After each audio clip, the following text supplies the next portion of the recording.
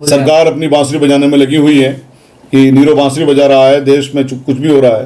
वो क्रांति जो सोशल मीडिया पे दिख रही है उसके मुकाबले में तकरीबन कम से कम 50 गुना ज्यादा क्रांति है। सोशल मीडिया पे भी अभी नहीं दिख रही है। क्रांति बहुत ज्यादा है, अंडर करंट बहुत खतरनाक है। जो लोग देश में देश के युवाओं के साथ, उनके भविष्य के साथ खिलवाड़ करते हैं, पेपर्स चुराते हैं, उनके खिलाफ अब एक्शन नहीं लेते। जो लोग सबसे बड़े करप्ट हैं, जिनके खिलाफ ईडी के केसेस होते हैं, जिनके लिए खुद मोदी जी उनकी वीडियो दिखाते हैं कि देखिए साहब ये लोग पैसे लेते हुए पकड़े गए, भ्रष्ट लोग हैं, उनको आप सीएम बना देते हो। जो लोग हिंदू मुस्लिम की राजनीति करते हैं, जो लोग संविधान के खिलाफ जाकर के बयान देते हैं, जो लोग सेक्युलरिज्म जो संविधान का अभिन्न अंग है, जो ब्रदरहुड की बात करता है संविधान, आप उसके खिलाफ बात करते हो। आप कहते हो जो हमें वोट देगा उसके लिए काम करेंगे, फिर आप उन लोगों को सरकार में लेके आते हो, उनको सीएम बनाते हो आप, तो आप तो गद्दारी है ना फिर। क्योंकि आपके राज में कौन खुश है? अगर आपके राज में लोग खुश होते हैं तो मिसाल ये नहीं बनती कि 5 दिन के अंदर 22 करोड़ लोग एक प्लेटफॉर्म पे आ जाएं। कांग्रेस जनता पार्टी करके जो एक प्लेटफॉर्म बनाया, वो बनाया किसने, वो अलग बात है। बात यह है कि रिसेंटमेंट कितना है, बात यह गुस्सा कितना है लोगों के अंदर कि किसने बनाया, उन्होंने इसकी भी परवाह नहीं है। उसको भी नहीं जाना कि उसने बनाया, कि उन्होंने अपना गुस्सा दिखाने के लिए कि साहब आपने हमारे साथ ये किया, हमें एक प्लेटफॉर्म मिल गया अपनी आवाज को उठाने के लिए या अपने आप को एकत्रित करने के लिए, देखिए वो उनके साथ में आ गए। तो मुझे बताइए 89 दफा पेपर्स कैसे लीक हो गए? पिछली बार भी लीक हुए थे ना नीट के पेपर, तो इस बार भी कैसे फिर लीक हो गए अगर कार्रवाई हो रही है तो ये जो कार्रवाई है लीपा पोती हैं, ये बेसिकली ऐसा लगता है कि सरकार के संरक्षण में ही है। जब सरकार के संरक्षण में है ये, तो कोई कार्रवाई हो ही नहीं सकती। और मिसाल के लिए मैं आपको बता रहा हूं कि जो भी आदमी भारतीय जनता पार्टी में चला जाता है वो ना सिर्फ वॉशिंग मशीन से धुल जाता है, बल्कि उसको इनामात से नवाजा जाता है, कहीं मिनिस्टर बना करके, कहीं सीएम बना करके। जो लोग मिनिस्टर और सीएम बना रहे हैं, क्या वो एक्शन लेंगे? जनता मूर्ख है क्या? जनता देख नहीं रही है क्या? बजाय एक्शन लेने के आप तो उनको मंत्री बनाते हो, मुख्यमंत्री बनाते हो, केंद्रीय मंत्री बनाते हो, तो आप एक्शन कैसे ले सकते हो? तो ये जो सरकार के संरक्षण में सब कुछ हो रहा है, ये ही तो लोगों को गुस्सा दिलवा रहा है। इसलिए तो 22 करोड़ 2 करोड़ 22 लाख 2 करोड़ 20 लाख लोग जो अभी एक मंच से जुड़ गए, उसके पीछे वजह असली यही है। ये 2 करोड़ 20 लाख लोग अपनी मर्जी से एक मंच पे आए हैं। एक मंच प्रोवाइड करना की बात है, सिर्फ मंच किसने प्रोवाइड किया वो इमेटीरियल है। यहां पर धमकी देने वालों से मैं कहूंगा, बल्कि सरकार से मैं कहूंगा कि सरकार के लोग हैं कि आप बजाय धमकी देने के ना इस रिसेंटमेंट को खत्म करने की कोशिश करिए। जो 2 करोड़ 20 लाख लोग, वो एक आदमी नहीं है कोई भी, 2 करोड़ 20 लाख लोग हैं, बल्कि ये तो इतने तो लोग हैं जिन्होंने 4-5 दिन के अंदर इसको लाइक किया या इसके मेंबर बने हैं। संख्या इसके भी 10, 20, 50, 100 गुना हो सकती है। जितने देश के अंदर आबादी है, हो सकता है उसमें से कुछ लोगों को छोड़ करके सारे के सारी इस प्लेटफॉर्म से अपने आप को जोड़ लें।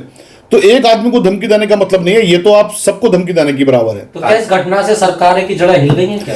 इस घटना से सरकार को, अगर अपने आप को सरकार होश में नहीं लाई, इस घटना से अगर सरकार ने अपने आप को करेक्ट करने के एक्शन नहीं लिए, अपनी हिंदू मुस्लिम की राजनीति नहीं छोड़ी, युवाओं को परेशान करने की राजनीति नहीं छोड़ी, किसानों को परेशान करने की राजनीति नहीं छोड़ी, दलितों को, ओबीसी को, आदिवासियों को परेशान करने की राजनीति नहीं छोड़ी, तो फिर आप समझ लीजिए ये सरकार पूरी तरह से न सिर्फ हिली हुई है बल्कि सरकार ही खत्म हो जाएगी। बेरोजगार लोगों का गुस्सा है क्या ये पूरे देश का गुस्सा है, बेरोजगार लोगों का गुस्सा है, ये उन बच्चों का गुस्सा है जिनके एग्जाम लीक करवा दिए जाते हैं, ये उन किसानों का गुस्सा है जिनको खुदकुशी करने के लिए मजबूर होना पड़ता है, ये उन नारी शक्तियों का गुस्सा है जो जिनके साथ में लगातार क्राइम बढ़ते जा रहे हैं और कोई एक्शन नहीं होता। ये हर उस वर्ग का गुस्सा है हिंदुस्तान के जिनके साथ में नाइंसाफी होती है, और मेरे ख्याल है 95% हिंदुस्तान के साथ में नाइंसाफी आज की सरकार के द्वारा हो रही है। जो क्रांति सोशल मीडिया पे दिख रहा है, क्या वो जमीन पर भी दिखेगा क्रांति? सर, वो क्रांति जो सोशल मीडिया पे दिख रही है उसके मुकाबले में तकरीबन कम से कम 50 गुना ज्यादा क्रांति है। सोशल मीडिया पे भी अभी नहीं दिख रही है। क्रांति बहुत ज्यादा है, अंडर करंट बहुत खतरनाक है। हम देश को प्यार करने वाले लोग हैं। राहुल जी लीडर ऑपोजिशन के माध्यम से गवर्नमेंट को समझाने की कोशिश कर रहे हैं, हम भी गवर्नमेंट को समझाने की कोशिश कर रहे हैं कि आप लोग आइए। इनको तो देश के लिए खतरा बताया जा रहा है, इसको तो देखिए। यही तो देश को बचाने वाले हैं। देश तो ऑलरेडी खतरनाक स्थिति में पहुंच चुका है, जहां पर सरकारें अपनी मर्जी से, लोगों की मर्जी से ना बनती हों, जहां पर पेपर लीक करवा दिए जाते हों, जहां पर कोई भविष्य नहीं हो, जहां पर देश में इतना ज्यादा युवा बेरोजगार हो कि वो सड़कों पर आने को तैयार है, आतुर है। आप बताइए मुझे कि जो आपका सवाल है, क्या वो सवाल किसी भी तरह से सही है कि वो लोग अच्छा काम कर रहे हैं? कोई भी घटना होती है कांग्रेस को जोड़ दिया जाता है, चाहे नॉर्वे के पत्रकार हो या ये कॉकरोच पार्टी हो सकती है। देखिए ऐसा है, कांग्रेस जो बात कर रही है, कांग्रेस बात कर रही है जो उसको जिम्मेदारी मिली है संविधान के जरिए, वो अपनी संवैधानिक जिम्मेदारी को बखूबी निभा रहे हैं। जो लोगों का गुस्सा है वो गुस्सा सरकार को बता रहे हैं, वो लोगों को गुस्सा नहीं दिलवा रहे हैं। कांग्रेस वाले लोगों का गुस्सा सरकार की नॉलेज में लेके आ रहे हैं, लेकिन सर अपनी स्पीचेस के माध्यम से, पार्लियामेंट के माध्यम से और दूसरे माध्यम से। और सरकार फिर भी जागने को तैयार नहीं है, सरकार ने अपना वही काम करना है, तो फिर सरकार को संवैधानिक जो अंजाम होना चाहिए वो हो जाएगा सरकार का। सिस्टम किसका है? सिस्टम किसके हाथ में है? बताइए ना, अब सिस्टम किसके हाथ में है? सिस्टम सिर्फ और सिर्फ मोदी जी के हाथ में है, भारतीय जनता पार्टी की सरकार है। सिस्टम क्या होता है? अगर आप सिस्टम को दोष दे रहे हो तो मोदी जी को आप क्लीन चिट कैसे दे सकते हो, या सरकार को कैसे आप क्लीन चिट दे सकते हो? भाई सिस्टम को अलग चीज थोड़ी नहीं है।